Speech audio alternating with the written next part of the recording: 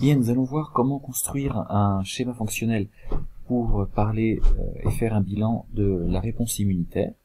On avait commencé à faire d'abord la réponse innée. Donc, on a un pathogène qui, dans un premier temps, se trouve à l'extérieur de l'organisme. Lorsqu'il franchit la barrière de l'organisme, que ce soit la peau ou une muqueuse, alors on a une contamination. Si maintenant le pathogène se multiplie à l'intérieur de la cellule, de l'organisme, c'est une infection. Une fois que nous sommes infectés, les pathogènes portent des marqueurs qui vont être reconnus par des cellules sentinelles qui reconnaissent grâce à des récepteurs, les PRR, tout élément étranger à l'organisme, qu'il soit virus, bactérie ou champignon par exemple. Une fois activées, ces cellules sentinelles vont alors envoyer des messages chimiques en bleu, notamment l'histamine qui va permettre la vasodilatation des vaisseaux sanguins. Une fois dilatés, ces vaisseaux sanguins vont provoquer rougeur, chaleur et gonflement avec un œdème, et un signe caractéristique de l'inflammation sera aussi la douleur. Ensuite, elle envoie d'autres cytokines vers les phagocytes pour les recruter, et ceux-ci vont aller vers l'endroit où les cytokines sont le plus concentrées pour aller de plus en plus vers le lieu de l'infection pour rencontrer les pathogènes. Pour pouvoir aller sur le lieu du pathogène, il faut sortir du vaisseau sanguin, c'est ce qu'on appelle la diapédèse, la sortie des globules blancs des vaisseaux sanguins.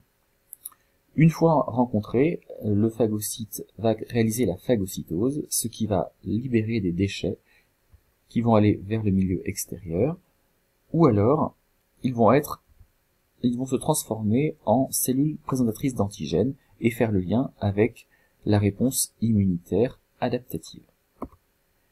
Cette cellule présentatrice d'antigènes, elle va alors migrer vers des structures particulières comme les ganglions ou les organes lymphoïdes comme la rate. Ici, elle va chercher parmi tous les lymphocytes T4 qui sont présents, celui qui est spécifique et qui correspond à l'antigène que la cellule présentatrice présente. Elle a placé un fragment d'antigène dans son CMH, dans sa corbeille présentatrice, et elle doit être complémentaire du récepteur spécifique du lymphocyte T4. Si c'est le cas, alors il est compétent. Dans ce cas-là, il s'active, et quand il est activé, il va pouvoir se différencier en lymphocytes T4 mémoire et d'autres qui sont des lymphocytes TA ou auxiliaires, on peut aussi dire helper, dont la fonction va être de fabriquer de l'interleukine 2. Cette interleukine va l'autostimuler et il va donc continuer à produire massivement de l'interleukine et aussi s'activer en mitose. C'est l'amplification clonale. Cette interleukine se diffuse partout, aussi bien dans le ganglion qu'à l'extérieur du ganglion. La cellule présentatrice d'antigènes active aussi par le même principe des lymphocytes T8 qui ont des récepteurs spécifiques au fragment d'antigène qui est présenté.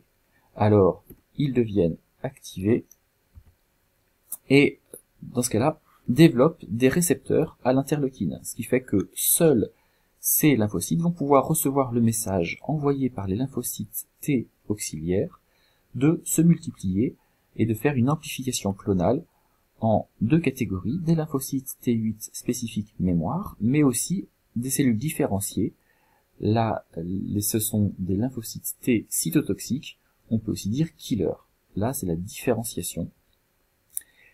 Et puis, le troisième catégorie de lymphocytes est activée directement par le pathogène, ce sont les lymphocytes B spécifiques. Les lymphocytes B ont à leur surface des anticorps qui sont fixés à la membrane, et ces anticorps sont spécifiques. Du coup, si l'anticorps est bien correspondant à la forme de l'antigène du pathogène, alors celui-ci va être activé. De la même façon, il va produire des récepteurs à l'interleukine, et une fois qu'il reçoit cette interleukine, alors il y a amplification clonale en deux catégories, des lymphocytes B spécifiques mémoire, et d'autres qui vont devenir des cellules différenciées, les plasmocytes, dont le rôle sera de produire massivement, plusieurs milliers par seconde, des anticorps qui vont alors pouvoir circuler dans l'organisme. S'ils circulent, ils vont pouvoir rencontrer l'antigène et former des complexes immuns. De l'autre côté, les cellules cytotoxiques, elles, vont quitter le ganglion et circuler aussi dans l'organisme, mais là c'est une cellule qui se déplace et qui va aller repérer si une cellule est infectée et présente à sa surface un marqueur qui montre qu'elle est contaminée. Dans ce cas-là, la cellule infectée, elle va être lysée, c'est-à-dire détruite, par le lymphocyte cytotoxique. À chaque fois, que ce soit le complexe humain ou les déchets de la cellule qui a été détruite, vont être phagocytés, et les déchets de phagocytose vont repartir vers l'extérieur de l'organisme. En tout cas, cette réponse adaptative, elle ne peut se faire que si, au départ, on a une cellule présentatrice d'antigènes. Elle est donc successive à la réponse innée. On a deux types de réponses adaptatives. La réponse à médiation humorale, qui fait jouer uniquement des molécules qui circulent, donc pas de cellules, ce sont les anticorps qui circulent, c'est la médiation liquide ou humorale, ou bien une médiation de type cellulaire, où ce sont les cellules cytotoxiques qui se déplacent pour pouvoir détruire d'autres cellules qui sont infectées. Donc voici le schéma bilan global avec une partie ici qui correspond à la réponse innée, et la jonction, c'est bien la cellule présentatrice d'antigènes qui permet de développer la deuxième partie, la réponse adaptative, qui elle est spécifique aux vertébrés.